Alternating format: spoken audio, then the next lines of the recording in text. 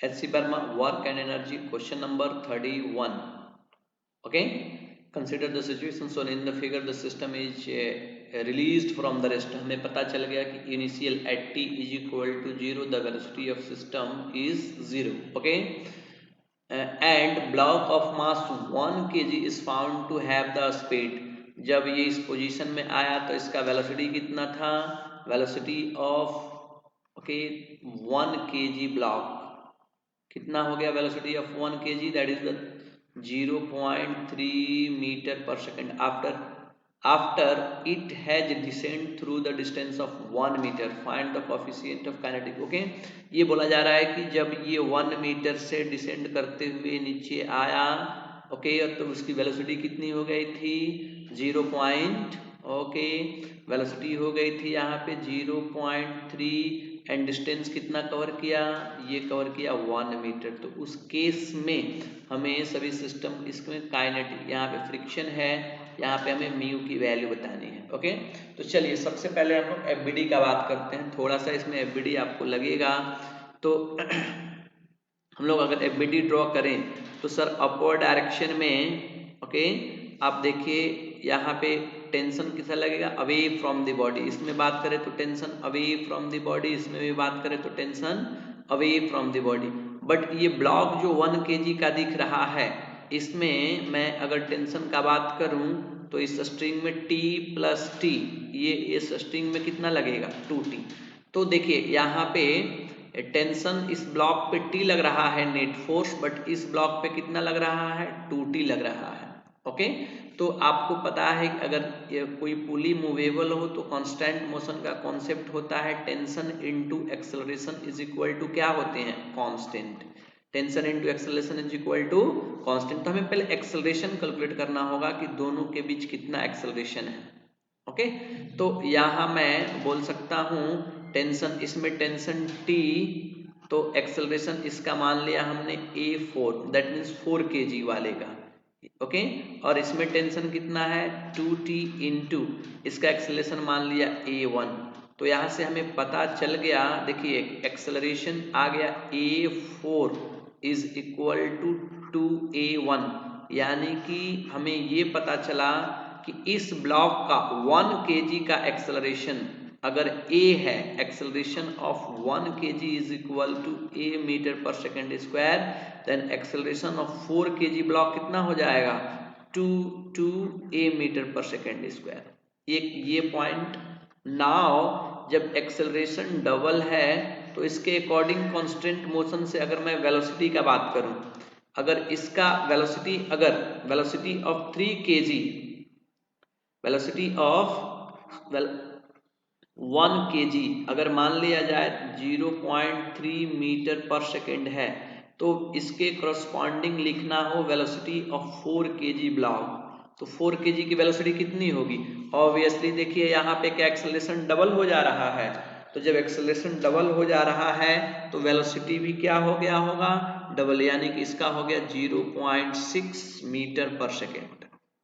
Okay, now अब थोड़ा सा इसमें डिस्टेंस का बात कर रहा है। अगर मान लिया जाए कि 1 kg का जो ब्लॉक है कितना डिस्टेंस कवर किया? 1 मीटर। तो इसके करस्पॉन्डिंग अगर हम लोग 4 kg वाले का ब्लॉक का बात करें, 4 kg का ब्लॉक कितना डिस्टेंस कवर किया? तो D4 मैंने लिख दिया, तो 4 डिस्टेंस कवर्ड बाय 4 kg, इसका डबल हो जाएगा कितना? 2 metre.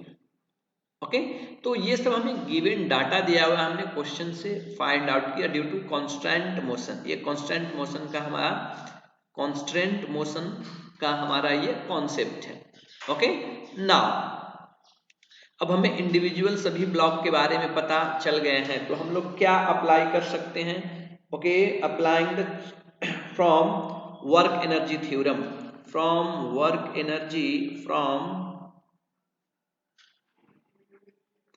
Work energy, work energy theorem. Okay, तो हम लोग लिख सकते हैं वन से from work energy. Okay, work energy theorem से हम लोग क्या लिख सकते हैं? Change in kinetic energy of system is equal to work done, total work done. Change in kinetic energy of system is equal to total work done. चलिए इसको apply करते हैं। तो चेंज इन काइनेटिक एनर्जी का बात करें तो initially whole system is at rest. तो इनिशियल काइनेटिक एनर्जी इस सिस्टम का बात करें तो सर इनिशियल काइनेटिक एनर्जी क्या हो जाएगा, जीरो, बिकॉज इनिशियली रेस्ट में था, ये क्वेश्चन में मेंशन किया गया।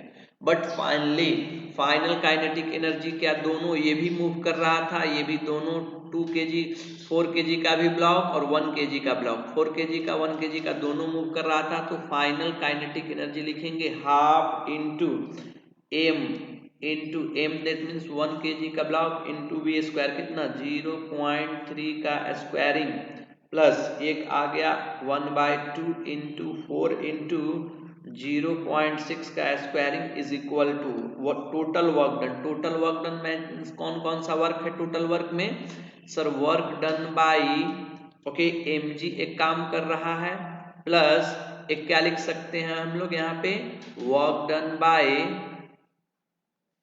क्या लिख सकते हैं, work done by friction. Okay, तो आइए हम लोग वर्क डन बाय, अगर वर्क डन बाय mg लिखना चाहें तो क्या लिखेंगे, मास इनटू ओके। अब देखो mg में बस यही वर्क कर रहा है, ये 4 kg work done by mg on 4 kg is equal to 0। क्यों, because there is a no displacement of 4 kg block along the mg force। mg force किधर काम कर रहा है, डाउनवर्ड, और डिस्प्लेसमेंट किधर हो रहा है, इधर, तो दोनों के बीच 90 डिग्री है, तो इसमें कोई भी वर्क नहीं होंगे, तो केवल कौन वर्क करेगा, 1 kg का ब्लॉक। तो 1 हम लोग क्या लिखेंगे, 1 इंटू जी इंटू कितना मीटर नीचे आया है, 1 मीटर, प्लस बट ये वाले ब्लॉक क्या हमारी करेगी, फ्रिक्शन फोर्स इस पे काम करेगा। तो friction force is equal to पता है कि हम लोग क्या लिख सकते हैं, mu into okay M N, N की वैल्यू किसके बराबर, देखिए एन इधर लग रहा है अपवर्ड, तो N is equal to M G. तो एम जी का वैल्यू कितना आ गया, इंटू जी, एम की वैल्यू कितनी है 4 इंटू कॉस, देखिए फ्रिक्शन किधर लगेगा, अपोजिट डायरेक्शन, डिस्प्लेसमेंट हो रहा है इधर, दोनों के बीच कितना 180, तो यहाँ अप्लाई करेंगे 180। ओके, नाउ नेक्स्ट वन, जब हम इसे वैल्यू को सॉल्व करते हैं तो ये आ गया हमारा ओके 1/2 इंटू 1/2 इंटू ये आ गया 0.09 plus 1/2 into 4 into 0.36 is equal to okay, ये आ गया जी माइनस, ये फिर cos 180 क्या होते हैं माइनस, तो ये आ गया माइनस ओके एम की वैल्यू 4 इंटू जी इंटू म्यू।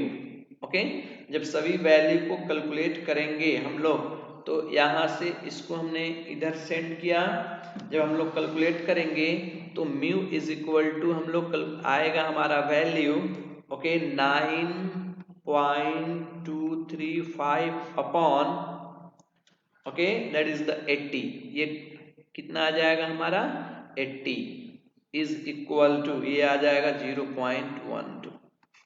ओके,